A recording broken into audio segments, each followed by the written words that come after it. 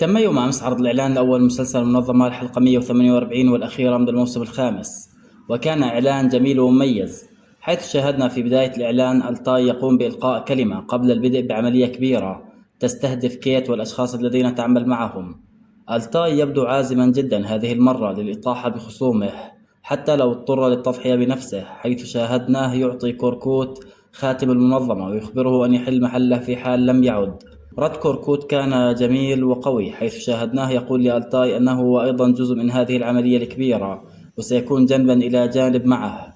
وكما قلت سابقا فإن هوية كوركوت يبدو أنها أصبحت معروفة لدى كيت، لذلك بدأ كوركوت الهجوم بشكل علني إلى جانب المنظمة هذه المرة.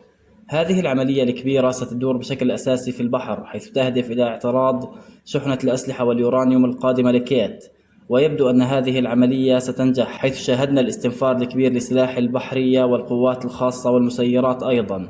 في النهاية شكرا لكم على حسن المتابعة، رجاء الاشتراك في القناة والإعجاب بالفيديو. السلام عليكم ورحمة الله تعالى وبركاته.